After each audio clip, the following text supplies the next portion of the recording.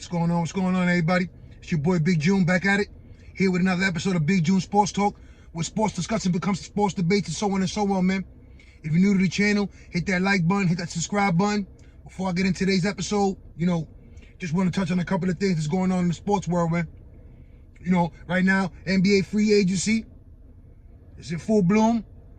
Hopefully your team that makes the added adjustments and additions to the roster to propel them to that next level. As far as my New York Knicks, we re-signed Mitchell Robinson. We hauled in the big fish that we wanted, Jalen Brunson, and we added a backup center for the Los Angeles Clippers, right? So, there's still moves to be made. But shout out to my New York Knicks and shout out to every team out there in the NBA, man. And while we doing this, man, when I'm giving out shout outs, shout out to the Stanley Cup champions, the Colorado Avalanche, for getting it done. The throne of the champions, and shout out to them as well, man. Shout out to Tampa Bay Lightning for doing your thing. Trying on a three-peat is very hard to accomplish, but nonetheless, back-to-back championships. But again, shout out to the Colorado Avalanche for securing that Stanley Cup Finals and, capturing that title. It's a good look for y'all, and hopefully my New York Rangers be next, man. But, dropped a lot of episodes. I dropped the Nick Adenhard NBA Finals preview, Jets-Giant talk as far as the NFL draft. So, I touch on a little bit of everything when it comes to the sports world. I also dropped a boxing episode. Hopefully they get that Errol Spence and Terrence Crawford deal done, signed, and delivered for us fans.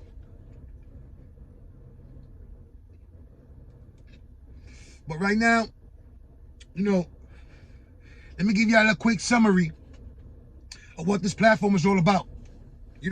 It's /ESPN/Criminal Court TV. This is why we discuss the good, the bad, and the ugly. Everything and anything associated in the sports world, I touch on this platform, man. So, I'm going through some of the stories, some of the episodes that on the future horizon and all that. And just doing my due diligence, doing my research and all that. And, by the way, I got some good episodes coming on the way as well. You check out James Jordan, the father of Michael Jordan. Got that episode coming. This one here, it's like, it's type perplexing, because just knowing the athlete, or any athlete in general, but you don't know how they conduct themselves when they off the field, when they off the white lines, right?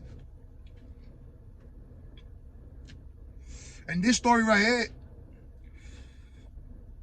it really isn't no good. It's a lot of bad, and it gets real ugly. But without further ado, though, man, this episode here, it's about Steve McNAIR, the late, great Steve McNAIR. Some people used to call him Ed McNair. And, before I give you a quick rundown, little numbers and all that, of his career, who could forget that exciting finish in the Super Bowl between the Titans and the Rams? I mean, that 1 yard, Kevin Dyson, phenomenal. For all you young heads out there that don't know the real history of the Super Bowl, you need to check out that game. That ending, that fourth quarter alone was memorable. And just looking at Steve McNair's career and all the stuff that he accomplished, right? And I'm gonna get into that in a few. But, just wondering, what? I'm not even going to do all that. Let's get into it, man. Steve McNair, born February 14th, 1973. Died July 4th, 2009. He played 13 seasons in the NFL with the Houston/Tennessee Oilers and the Baltimore Ravens. Drafted in the first round with the 3rd overall pick by the Houston Oilers. NFL MVP 2003. 3-time Pro Bowler 2000, 2003, 2006. Now, let me just give you quick career numbers. Career touchdowns, 174. Career interceptions, 119. Passing yards, 31,304 for his career. Rushing yards, because, he was one of those, I'm not going to say the premier or one of the first to do it, but, you know, he basically put them on the map. And you know, the baton was passed to him from Randall Cunningham, and he took the NFL by storm, right? So, 3,590 career rushing yards with 37 career rushing touchdowns. Now, those are some of the accomplishments.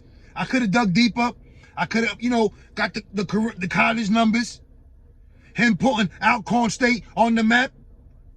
Capturing the Heisman Trophy. But, you know, I decided just to stick as far as the NFL and the person, right? McNair was the first African American to win the AP MVP as a quarterback. Now, that list has been extended. Patrick Mahomes, Lamar Jackson, and Cam Newton. Excuse me. But it was all Steve McNair who paved the way and bust those doors down, right? So now, I gave you some of the numbers. 13 seasons in the NFL, with Tennessee, with Baltimore. I gave you the rushing yards, the passing yards, career touchdowns, interceptions. But now, as we dig deeper, right, all sports fans know what I'm alluding to right now. So, it's just like, if you don't know, Steve McNair was murdered by his mistress. And I'm going to get into that. But, you know, it's a lot of stuff that transpired in this story that, you know, as I break it down and give you all the details, or, you know, most of the details that I researched, you know, it truly is a sad story. A sad state of affairs. Just knowing that this man was a married man, committing adultery, living a wicked life. But, you know, I'm going to get into that. But let's get into this story, man. On July 4th, 2009, McNair was found dead from multiple gunshot wounds, along with the body of Sale Jenny Kazemi, in a condominium rented by McNair in downtown Nashville. So now, let's slow that down for a second, right? Steve McNair and his mistress were both found dead, side by side on the sofa. Sahel Jenny Kazemi, excuse me if I pronounced the name wrong. McNair, who was 36 at the time of his death, and Kazemi, 20, had been previously involved with each other. So now, here's the first bizarre statement of them all, right? Steve McNair, 36 at the time of his death. Young mistress, 20 years old. First question you want to ask yourself is, why was he with such a young girl? Or more importantly, why was this man stepping out on his marriage? Right? So now, let's keep going into this, man, because it really is wicked, man. The day of the shooting, text messages between the pair were exchanged, proclaiming their love for each other. Kazemi texting Steve McNair with, "You love me?" ? And McNair responding, "I love you, baby," as well as transferring $2,000 to Kazemi's account, right? So, here you have it. Dialogue on the phone between the two. They professing their love for each other. A married man proclaiming he loves another one, a 20-year-old mistress, right? Later that night, after putting his children to sleep, McNair texts Kazemi, "I'm on my way." McNair was believed to have been asleep on the couch when the shooting occurred. He was shot twice in the body, twice in the head. So now, what led to ultimately her murdering Steve McNair and taking her own life? When I previously just stated, they've been texting each other throughout the day. I love you, I miss you, I can't wait to see you, stuff of that nature, right? What transpired on that fatal night that made her, Jenny Kazemi, decide, you know what? If I can't have you, no one else will. When she decided, you know what? I don't want to live.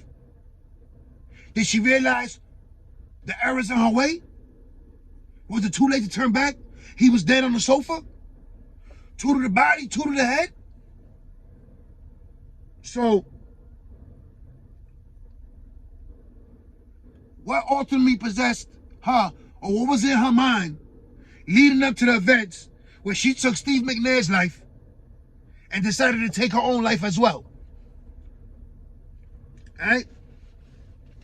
So now, with only one of the shots coming closer than 3 feet, I mentioned he was asleep on the sofa. So it definitely sounds premeditated. Like she planned it and she struck when the time was right. So it sounds premeditated. She shot him from far and then decided to come closer. After killing McNair, Kazemi sat next to him on the couch and shot herself in the temple. So now, she squeezed the trigger 4 times, hitting McNair. 2 in the body, 2 to the head. Was he dead or was it a slow death? Was he bleeding to death? Who knows? But what we do know, as I read, and I'm reading to you guys, after shooting McNair 4 times, she sat next to him and shot herself in the head, in the temple. The bodies were found by McNair's friends, Wayne Neely and Robert Gaddy. Found the bodies, they called 911. Nashville police declared the case a murder-suicide, with Kazemi, the perpetrator, and McNair as the victim.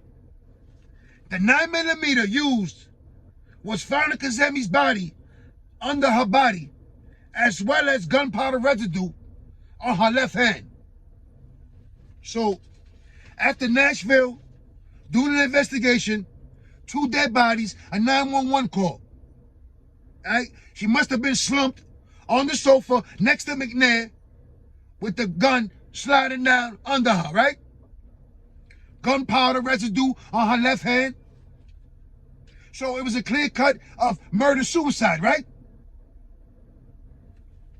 I mean, it's like, it's still more to the story with just the wickedness, of it all right now.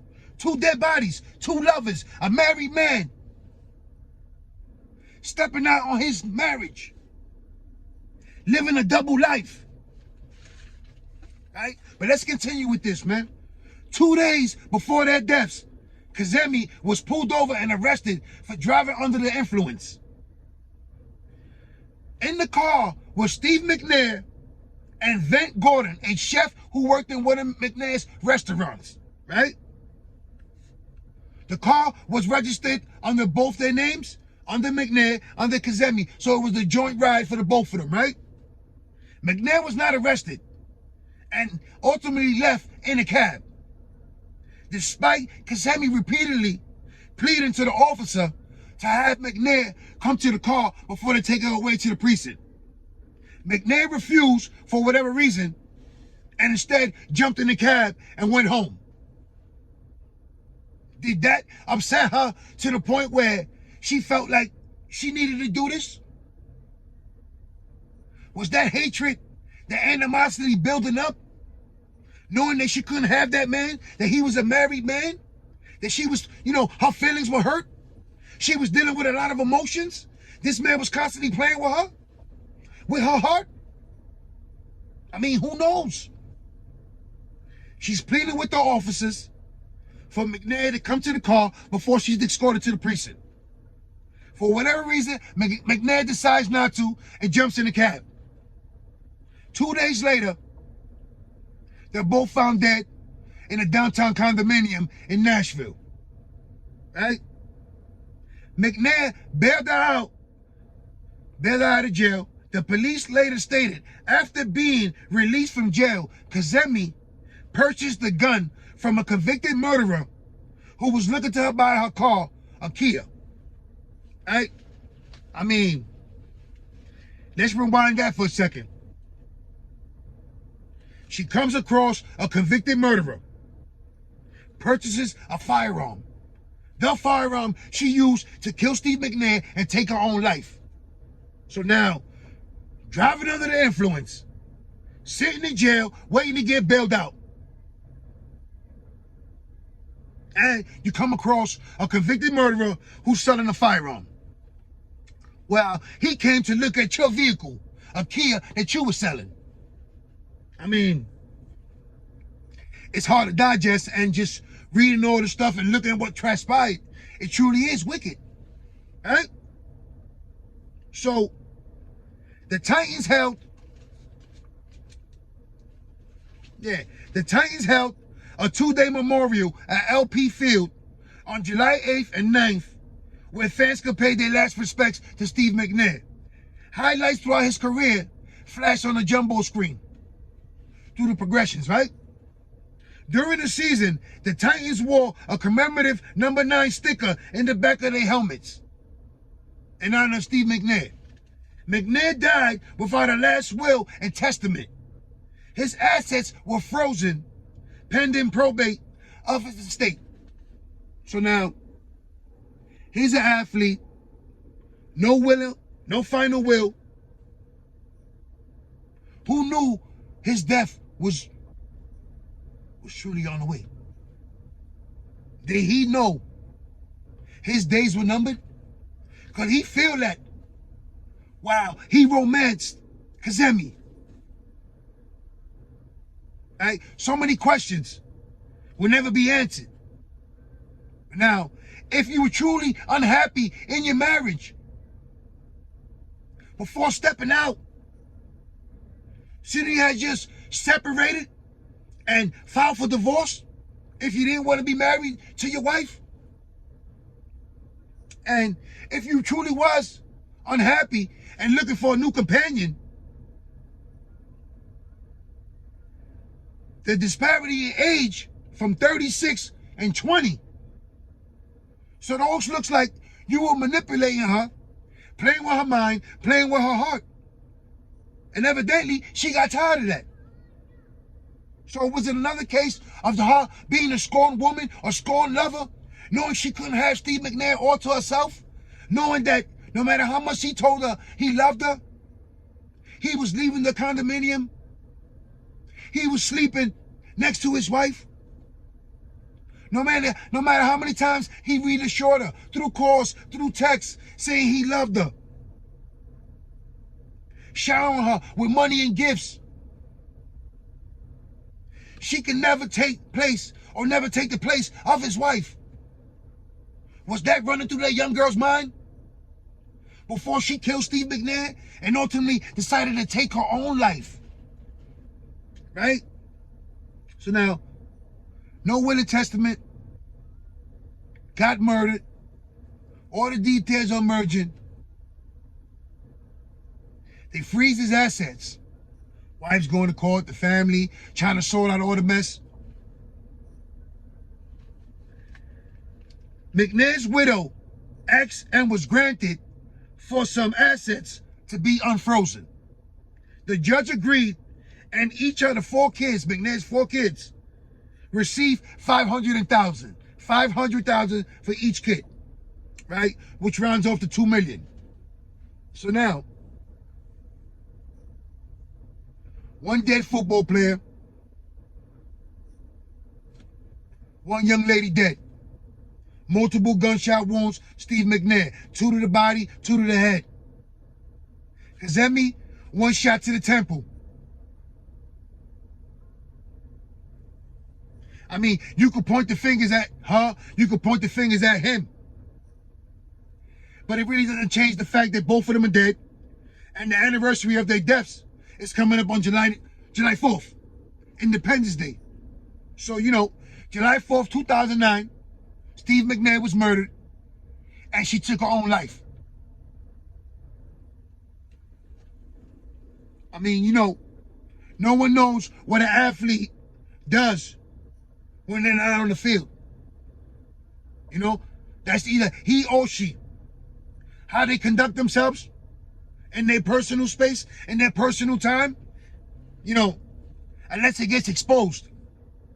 No one would truly knows what he or she is doing or thinking, right? Because at the end of the day, all these athletes are regular people like me and you.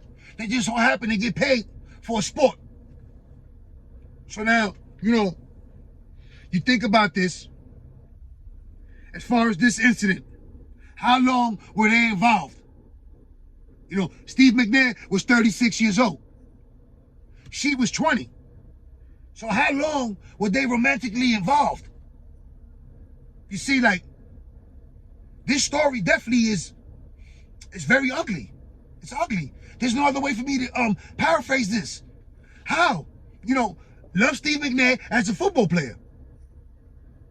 Have to question his integrity, his morals as a man, as a father.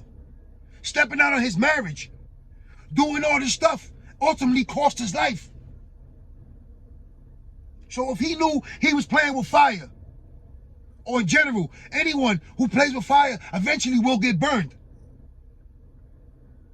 I truly believe he didn't think it would be at the hands of his lover, right? The 20-year-old, Jenny Kazemi. Now, what was in her heart and her mind leading up to that fatal moment when she squeezed that trigger and took Steve McNair's life and took her own life? You know, because there was a rumor that not only was he cheating on his wife with her, but he was cheating on them with another female. So how many other females were they? And for how long was Steve McNair doing what he was doing? I mean, hey, again, like I just mentioned, we never know what an athlete does on their personal time. It is what it is. You know, before I let go of this episode, you know, my family and friends out there in New York, stay safe, stay sharp, stay blessed, stay alert. 4th of July, slowly, surely approaching. Be alert out there, please. No drinking and driving. Let's do it the right way. And as far as, you know, Steve McNair, the barriers that he broke in the NFL, the precedents he laid down, the foundation for the Lamar Jacksons, for the Michael Vicks, for the Vince Youngs, for all these up-and-coming quarterbacks, African-American, the first African-American to win the MVP. But, you know, judging Steve McNair, the player, as Steve McNair, the man, is an injustice. Because obviously, he was living a double life. So no one else knows what this man was partaking in before his death. And, you know, condolences to his wife and his kids. Could you imagine how his wife found out that he was murdered in his mistress' apartment, the condominium? I mean, if that's not wicked, then what is? But you know, like I say all the time, on this platform, we discuss the good, the bad, and the ugly. Everything and anything associated in the sports world, I touch on this platform, man. And unfortunately, you know, Steve McNair learned the hard way. And it's crazy just knowing that one of your favorite football players, one of your favorite quarterbacks, ultimately met his fate through the barrel of a gun that was held by his mistress, 20-year-old mistress. You know, it is what it is, man. Before I go, man, again, hit that like button, hit the subscribe button, man. Tell a friend, tell another friend, man. You want to discuss it, debate it, however it is, man. Check the platform, check the channel, man. Thank you for all the love and support. I'm out of here, man. 1.